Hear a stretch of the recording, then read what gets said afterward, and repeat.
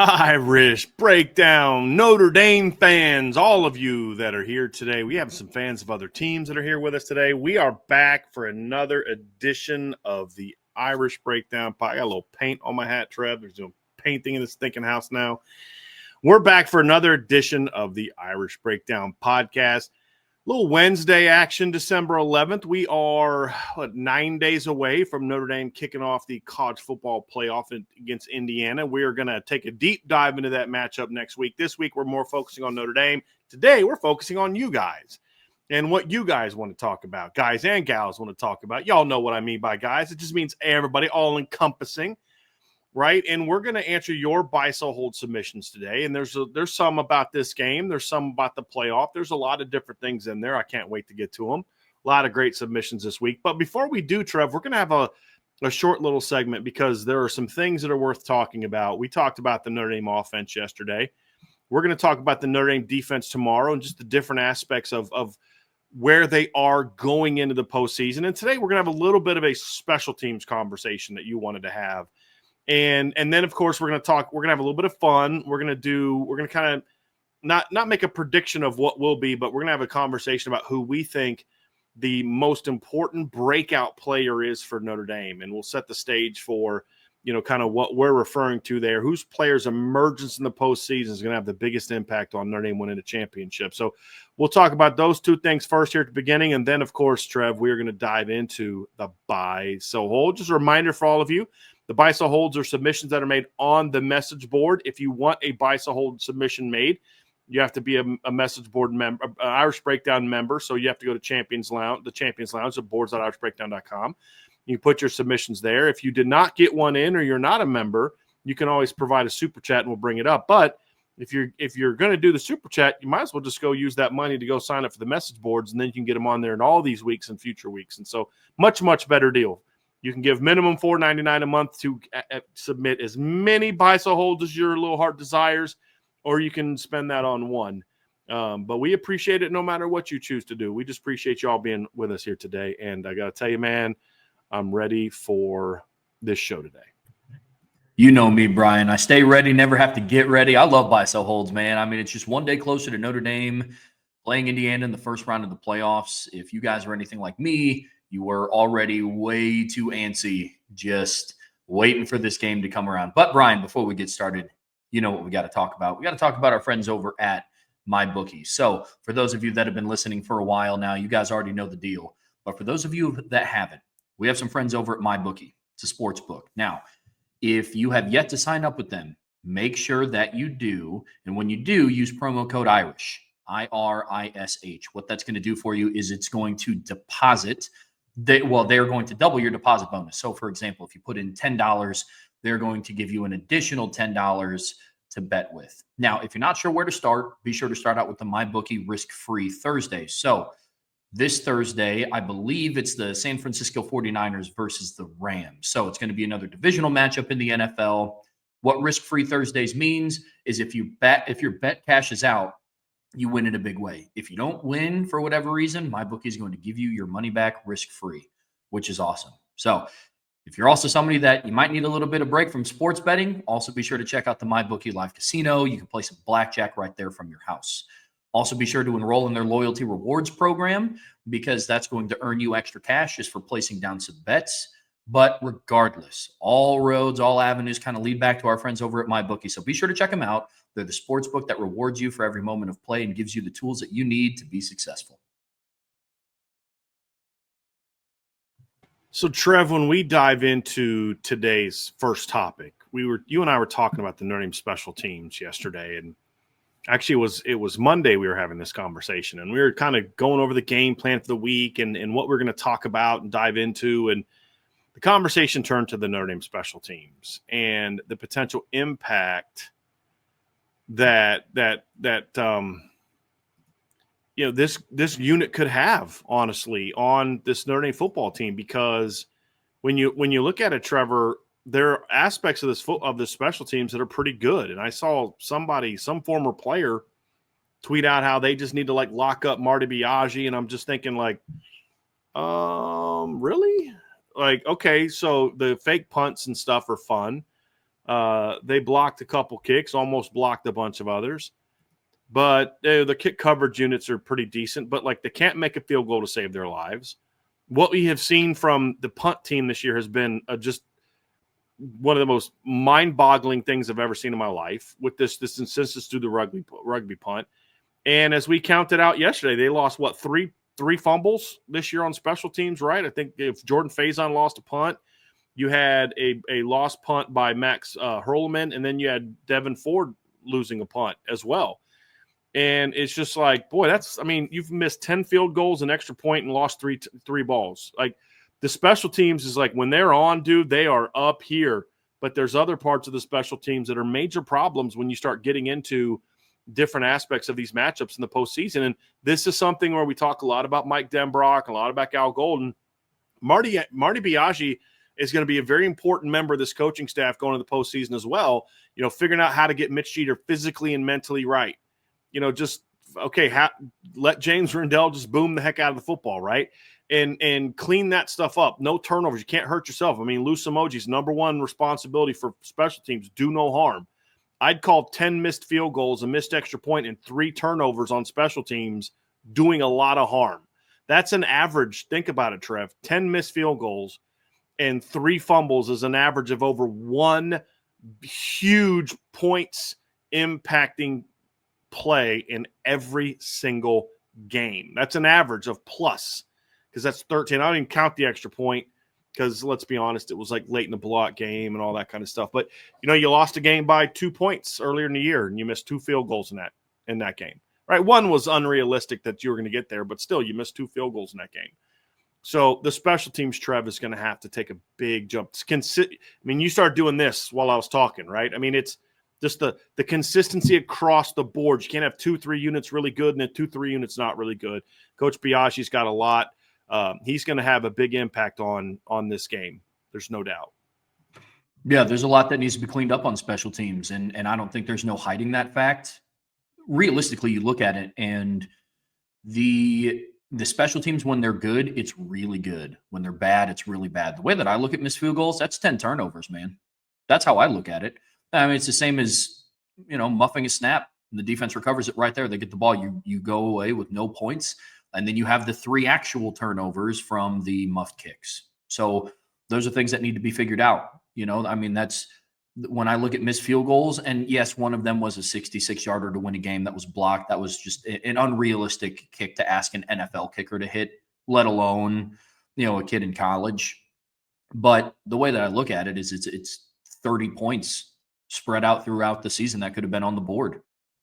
You know, that's almost that's over an additional 2 points a game if you're able to make some of those field goals. So, you know, special teams is an area where Notre Dame has to clean up, and as good and as fun as the highs have been, I would say it errs more on the side of a liability, because when you're missing field goals, not only does that put your special teams in a bind, that puts your offense in a bind.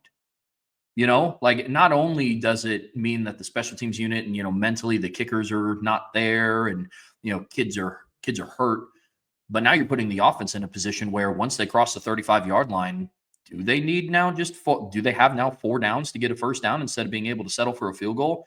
Look, it's unrealistic to think that, you know, every single time you get inside of the 20, you have to score a touchdown. There's no team that has 50 red zone trips and 50 touchdowns, right? Like, that's an unrealistic standard. And if the SEC championship game showed us anything, missed field goals play a huge factor.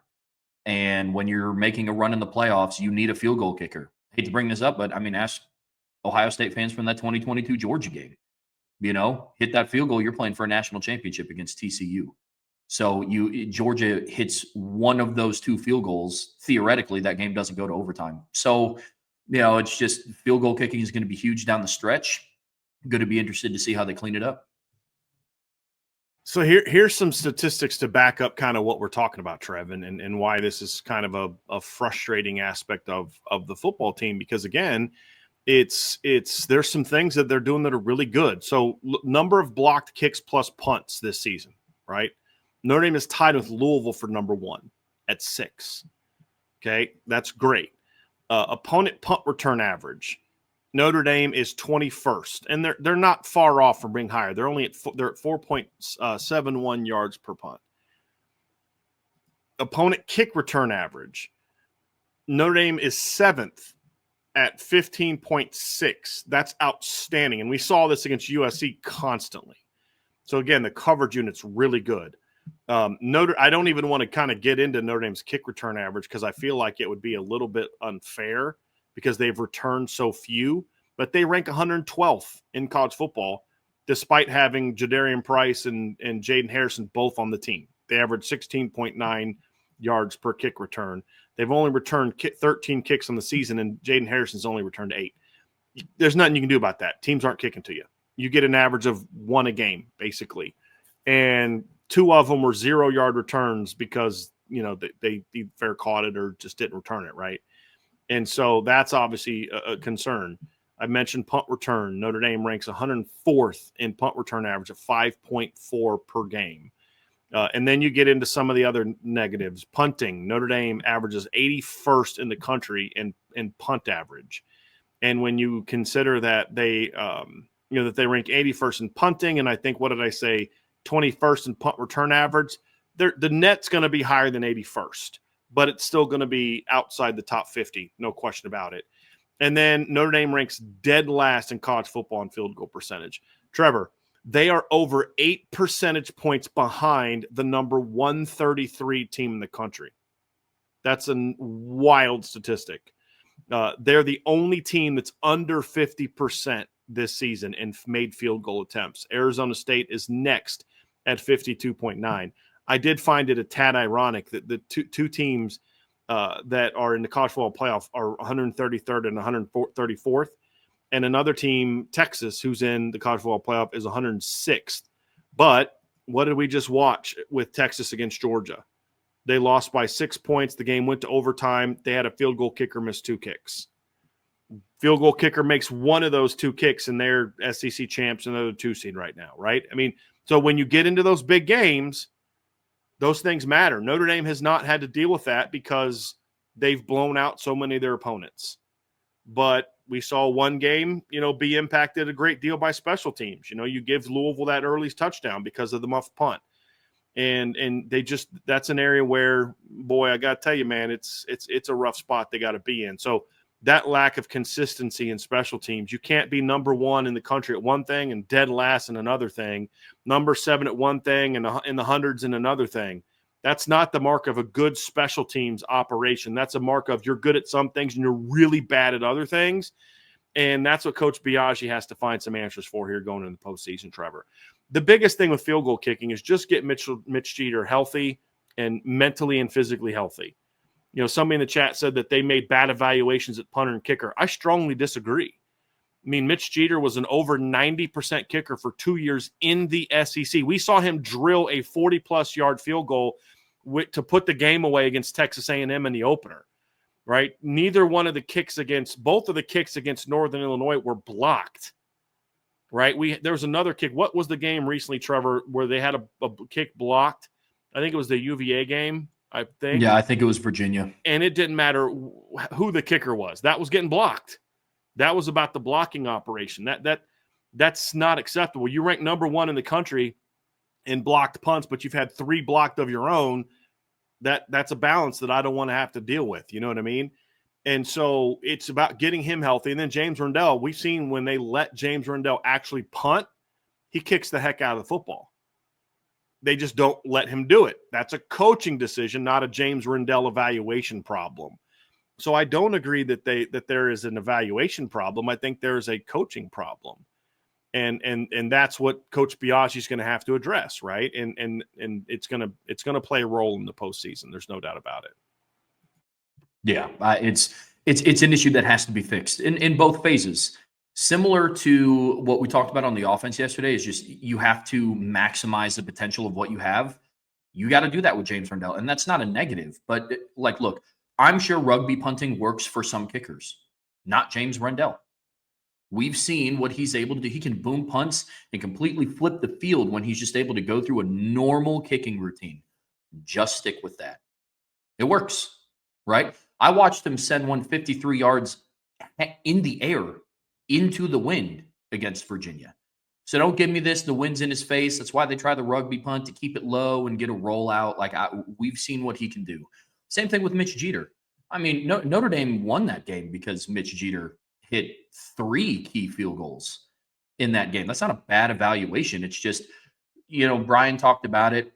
Vince talked about it, a couple weeks before the USC game. It's like, at what point do you just sit this kid and let him get his mental right?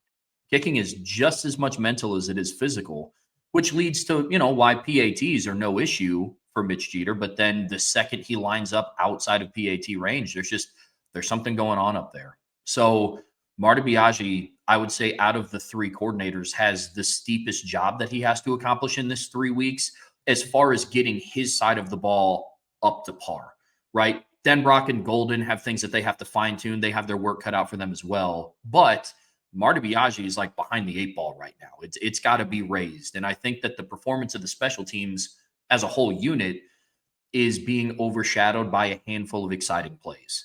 Watching Bryce Young blow up some kid against Purdue on a kickoff. The return, flash right? is causing some to ignore the substance. Mm-hmm. And the substance is really what matters.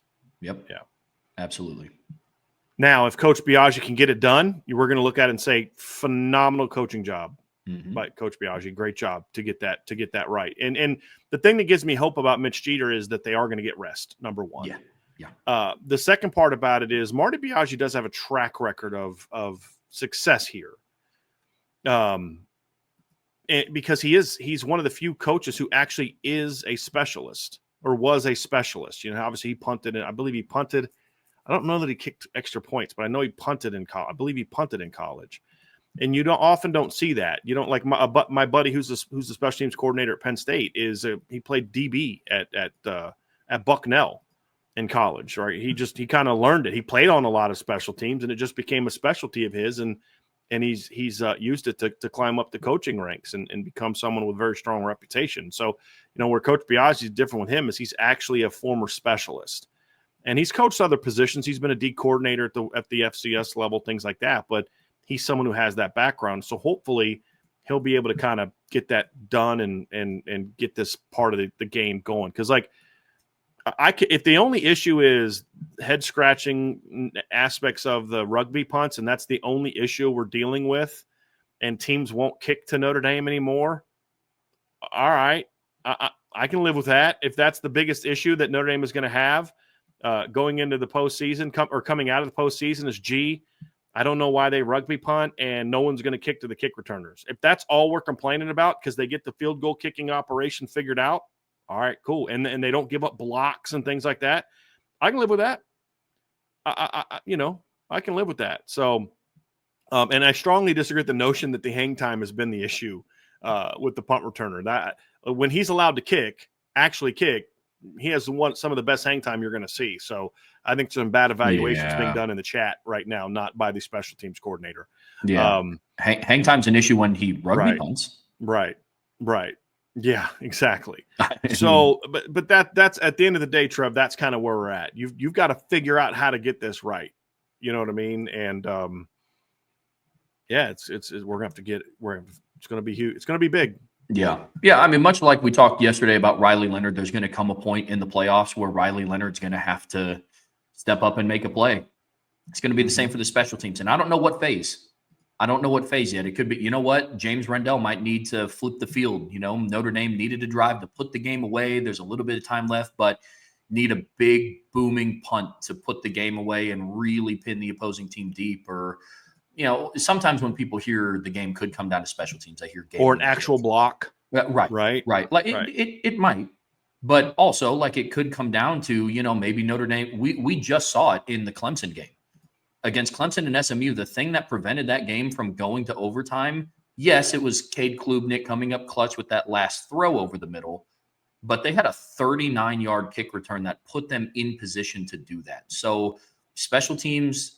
And then kid nailed a 50-plus yard field goal, right? Yeah, special teams was huge. Yes, two of the 3 game-winning plays for Clemson in the game were on special teams. And 3, really, because one thing that helped them jump out to a big lead is they got a nice return on a punt, and Yeah. then had a 15-yard penalty tacked on the end of it that set up a short field for them to jump out 14-0. Yep. Special teams were huge in that game Yep. for Clemson and SMU. Mhm. And Notre Dame, very minimum, do no harm, as the great Lou Emoji used to say. Do no harm. That's the minimum. But to win a championship over 4 games, you're going to need to make some big plays. It can't just be, you nailed it, Trevor. It can't just be about doing no harm. That's the foundation of it. But now you've got to, at some point in time, somebody's going to have to make a play. Somebody's going to have to block a kick, get a good return, make a big stop, pin a team inside the 5, something along those lines. It's going to be huge. I think of the Notre Dame-Ohio State game in 2015. And Ohio State's kickoff coverage just kept pinning Notre Dame inside the 15-yard line. 15-yard line. And you're like, you're not going to consistently go 80-plus yards against that defense. You're going to make a couple times, you'll hit a couple big plays, but you're not going to consistently move the ball. And then Ohio State was getting good field position all game, and that was a big part of the game.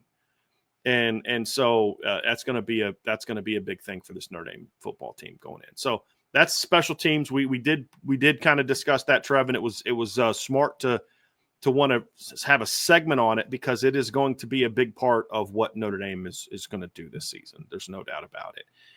Let's kind of get into this last segment before we do our bias a hold trip, because this was a bit of a fun topic, and we were going to kind of have it at the end of each, offensive and defensive segment. But we kind of thought about having it as a standalone because it'd be more fun, and also because those segments have so much in it that we wanted to, we didn't want it to get lost in this in shows that have just a lot of other really good analysis and breakdowns. But when you and I got to talking the other day, and we were like, you're thinking about those players that step up in the postseason, whether it's for an entire game, whether it's on a entire run, and you say, boy, what an impact that guy had on that football team. And we've seen it in the NFL for years, guys step up, and some guy I'm a Denver Broncos fan, right? So my first memory of this was when I was, I think, 9 years old. It was 1987, and the Denver Broncos were playing the Washington Redskins in the Super Bowl, and some cat named Timmy Smith rushed for over 200 yards in a friggin' Super Bowl game. And my dad, who's a Redskins fan, was like, I don't really know a lot about Timmy Smith. You know what I mean? Because he was filling in for their starting running back, and you're just like, what the heck is going on? You know what I mean? And a lot of people forget, Doug Williams wasn't always the full-time starter for the Redskins that year. They also had Jay Schrader, but Timmy Smith that year for the Redskins, Trev, the year that they won the Super Bowl, rushed for 126 yards the whole season. That's it. Rushed for 126 yards. And then he goes against the Broncos in the Super Bowl, and he rushes for, I think it was 200 and some yards against the Broncos in the Super Bowl. And you're just like, guy rushed for 602 yards his entire career. He rushed for 342 yards in the postseason that year, including over 200 yards in the Super Bowl. Who the heck is Timmy Smith? You know what I mean? And then you think of, you and I are talking about the Clemson-Alabama game in 2016, that when Clemson won, they were down 14-0 to Alabama. It wasn't Mike Williams or, Deshaun Watson making some great play that got them back in it. It was a little screen pass to Deion Kane, who made a bunch of dudes miss and went off on a long run. Clemson ends up punching that drive in and gets back in the game. And who has the game-winning touchdown catching that game? Wasn't Mike Williams, wasn't Deion Kane, wasn't Artavius Scott, their top guys, wasn't Jordan Leggett. It was Hunter Renfrow before he really became that, that sort of breakout player for them. You always have those kind of moments where guys like that step up and make big-time plays and go on those runs. And Notre Dame is going to need that in this game, in this postseason, not just this game, in this postseason. So you and I thought of kind of talking about that and the need for that on offense and defense. And so we'll kind of set the stage for that, of why that's needed. And then we'll make our prediction for who our picks are for offense and defense. But when you look at this offense, Trev, and I talked a little bit about it on a show I was just on. I don't think they've aired it yet. It's called Crane and Company, where, we talked about somebody needs to step up in the pass game, whether it's Mitchell Evans or somebody along those lines, because I think if Notre Dame's going to win a championship, in at least 2 games, the pass game on offense, as we talked about yesterday, is going to have to really thrive. But in order for that to happen, the pass catcher's got to step up. And so obviously Mitchell Levin stepping up would be huge. And Jaden Greathouse stepping up would be huge. Bo Collins getting back to form would be important. But you and I kind of looked at it, and we talked about, different guys, but you and I looked at it and said, but who's that figure that maybe nobody's talking about right now, or that we haven't really seen be that guy all year? Whose emergence in the postseason could have the biggest impact on offense? And then defensively, there's a lot of different options there too. We know who the stars are. It's Xavier Watts. It's Howard Cross. When Riley Mills comes back, he's that guy. But who's that player on defense who really takes his game to another level in the postseason? And we're going to talk about those guys here as well. So let's start with the offense, Trev, and discuss our picks. And you can go with an offensive lineman that's stepping up. I mean, that's the thing. As I focus on the pass game, that's where Trevor and I's conversation went to. But, somebody stepping up on the offensive line and really playing the best ball of their career. Maybe you're going to need one of your other backs at some point in time to step up and have an impact for you. Maybe it's your number 2 tight end. It could be a lot of different things. Who's that player for you, Trev, as we get into this that you view and say, hey, this is somebody that it's going to be interesting to see, but this guy's got a chance to step up. And if he does, it completely changes the look of this Notre Dame offense. Yeah, mine's going to be Jaden Harrison. One, because I think he can help your offense in multiple different ways. And to clarify, one thing that I want to make abundantly clear is we're not talking about people that we've already seen kind of break out this season. Like if Notre Dame makes a great playoff run and it's like, yeah, Mitchell Evans balled out. You know what I mean? Like it's somebody like the Hunter Renfrow of 2016, the OJ Howard of 2015 for Alabama. We've seen Jordan Faison go off too. So for us, he wasn't considered. Jaden Greathouse wasn't considered. Bo Collins wasn't really considered. Faison was the only one that maybe could have been considered, but we've seen him before in the postseason. He went for 100 yards in a bowl game last year. Mm-hmm. That's why those guys weren't necessarily considered.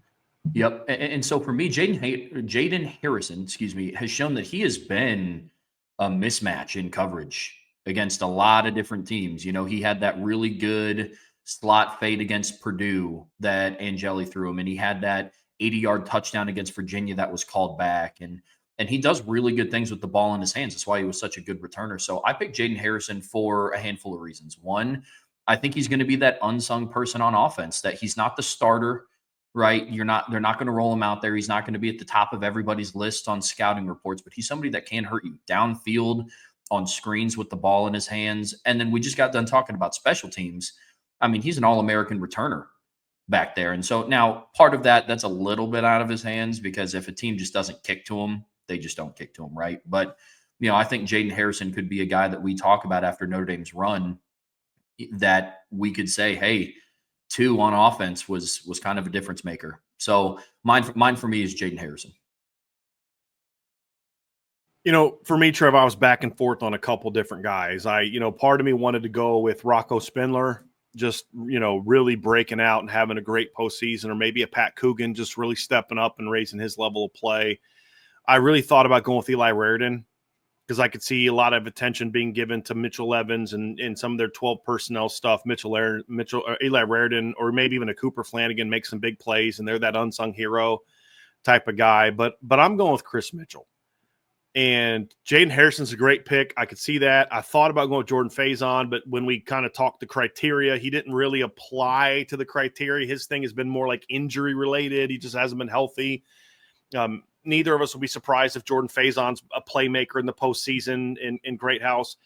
I went with Chris Mitchell for a number of reasons, because number one, I don't think anybody's going to be paying attention to him on defense. I don't. I mean, when you look at his production this season, what about Chris Mitchell is going to make any team say, gee, we got to make sure we keep our eye on number 10, and I think sometimes that's a big part of this whole deal. I mean, Chris Mitchell finished the season with 18 catches for 190 yards and 2 touchdowns. No one's his biggest output of the season was 4 catches. His highest yardage output of the season is 32. That's it. And no one's watching him saying, hey, we got to guard 10. But I still think this is a kid that's got some talent. This is a good football player. This is a kid that we watched go for 1,000 yards last year. This is a kid that we watched go onto an SEC field in November last season and have 157 receiving yards on 6 catches, right? This kid can play. For a number of reasons, he just hasn't been that guy at Notre Dame. Part of it because the opportunity's not there. He's had some of his own issues and different things along those lines. But I think he's a guy that has a chance to be that breakout player. And it's not going to be like volume. He's not going to go out and have like a 9-catch, 150, receiving yards and things like that. It's going to be more of he has a 3-catch, 105-yard game where he has a 60-yard touchdown that kind of gets him going or breaks a game open or something along those lines. It's a very different situation. And, you're going to need to see somebody like that go off, and I could see Chris Mitchell being that guy that makes that big-time play, and then he, maybe has a second game like that. And then all of a sudden you got to worry about him if you're a defense, and then that makes it a little harder to then go defend some of those other guys. So I'm going with Chris Mitchell as my potential breakout player. Let's talk defense, Trev. And this is a little bit of a different way of looking at it because there are a lot of different candidates that could kind of fit into this mold. And we've seen different guys step up throughout the year. When you look at this, who's sort of that unsung player that hasn't really had a true breakout this season that you think his emergence in the in the postseason could have the biggest impact on Notre Dame winning a title? I'm kind of torn between really 3 guys, if I'm being honest with you, 3 or 4 guys.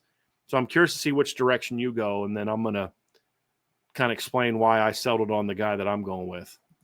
Yeah, it's funny. I was in between 2 to 3 guys, but they're all in the same position room. So mine's going to be Bryce Young. And I know there's a lot of people that say, well, he's had his breakout. I would agree with that on special teams. Notre Dame's pass rush, especially off of the edge, needs to be good in the postseason, right? For example, I mean, they have IU coming up. Curtis Rourke's a really good quarterback. He's really experienced. When he gets pressure in his face, he will turn the football over. He got sacked 3 times against Maryland through 2 picks. He got sacked 3 times against Michigan. Their offense scored 20 points. He threw a pick and he fumbled. He got sacked 5 times against Ohio State, and he finished that game with 68 yards passing. So for me, Notre Dame is going to have to find a way to get some sort of edge rush. And I was going back and forth with this, and I was going based off of if they have that ability to. For me, Junior Tuihalamaka was another guy in that conversation, but like he's playing the best football he's played at Notre Dame. And, another name that kind of bounced around in my head was RJ Oben. But then I started kind of getting into the question of he's gotten really good in run defense, but is it too much to ask of him to then just turn into a good / elite pass rusher in the playoffs if he's shown that he hasn't been able to do that this year for whatever reason? So I landed on Bryce Young. I think from a talent standpoint, he has the biggest opportunity to go and break out. He's a 6'7", 240, 50-pound true freshman that athletically has all the tools to compete with any team in the country. And I think Notre Dame's going to need some help off the edge with their pass rush. I know Howard Cross is going to be back healthy against Indiana, and we know what that duo looks like with him and Riley Mills. But for me, breakout, I'm going Bryce Young off the edge. It's interesting. Did you know that this season that Bryce Young has 2 more pass rush snaps than Junior Tuihalamaka has? But No. Junior has 7 more pressures than what Bryce Young has. I think those 2 guys and Josh Burnham is my group of guys. I think Josh has done a lot of really good things in pass pro. But one of the areas where I feel like Josh has not been as good as he needs to be is really getting after the quarterback. I think that's an area where he's going to have to improve his game. But between those 3, you need one of them, to your point, Trev, to step up. And Bryce Young makes a lot of sense. He's gotten a lot more playing time, and he's just the most physically gifted. But it's whether it's him or Junior or Josh Burnham, I think you're on that regard. I considered all 3 of those guys kind of the same position you mentioned. There's a lot of thoughts into like who needs to like step up, Howard Cross getting back and Riley Mills. When you talk about guys who have been a little bit, maybe haven't had great seasons, or maybe guys who need to step up, who maybe have been struggling lately. I was kind of back and forth because so many guys on defense have had their moments this year. But the guy that I think is going to have the biggest impact, whose emergence is going to have the biggest impact, I think is Christian Gray. That's where I'm going with this one, because more and more teams are going to start throwing at him after watching the USC game. He got beat by Malachi Fields against Virginia, who's really good. But he's a guy that has been very, very erratic this season. Early in the season, Christian was phenomenal. Gets hurt, wasn't the same guy for over a month. Starts kind of coming back, playing better down the stretch, and then has a really rough game against USC. But he finishes it. He starts it really well, finishes it really well. A lot of not very good in the middle. I feel like Christian needed some rest, and I think getting him back on track is going to help him. And I just have a feeling he's going to get back to being the guy we saw before the injuries, where he almost had like 3 pick sixes in the first month of the season. If he doesn't drop balls, and if he can get back to kind of being that guy, then that's going to have a huge impact on this game, right? Or on this team going into the postseason. I mean, I thought about going with the Don Schuler, but he's been so good this year. For like Adonis, just keep doing what you're doing. A couple other guys I considered for it, Trev, is Drake Bowen and Jaden Ausberry. Both of those guys have been good this season, but not like can one of them become like a star in the postseason where they just really raise their level of play a whole nother level? You talk about pass rushes. Does Jalen Sneed have a big impact in nickel pass rush? But I think the reason, if I was going to talk pass rush, I'd go with one of the guys you talked about, is because I think Jalen Sneed's the third down impact pass rusher. They need someone who can get after the quarterback on first and second down. And that's where Bryce Young and Junior Tuilamaka or Josh Burnham, or here's a crazy thought, RJ Oben starts playing like the guy he was at Duke. You know what I mean? Somebody like that would be very interesting. But I'm going with Christian Gray, because if he can get back to being the guy he needs to be, he's going to have a chance to have a big impact. And it's going to start in game 1 against this really good receiving core from Indiana. And you look at the two guys that really man that Z position, which is that field position. Now they'll put Elijah Sherrod out there at times, but he's kind of their boundary guy. The two guys they actually have two guys that play this position. The starter actually has fewer catches than the number 2 guy. The number 2 guy is Omar Cooper Jr., who doesn't start for them. Primarily, it's Miles Cross. Miles Cross had 26 catches for 323 yards and 4 touchdowns this season. And Omar Cooper had 27 catches for 571 yards and 6 touchdowns. So when you look at that Z position, which is who Christian Gray is going to be matched up against, those two guys combined for 894 yards. They combined for 53 catches and 10 touchdowns this season. So that's going to be a big one for Christian Gray, really needing to step up in that opener. And if he can, and then continue to build on it, I just feel like he needs that kind of that breakout game, and then that's going to kind of get him rolling.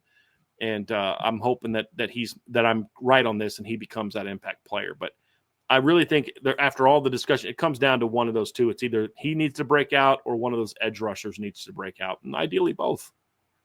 So that would be an even more ideal situation. So I was just about to say, why not both? Yeah. Why not both, baby? But that's what it's going to take for Notre Dame to make this run. It can't just be – yes, we talked yesterday. The stars got to be stars, right? And we'll talk about that again tomorrow on defense. Look, Howard Cross has got to play like the All-American he was last year, and he was preseason.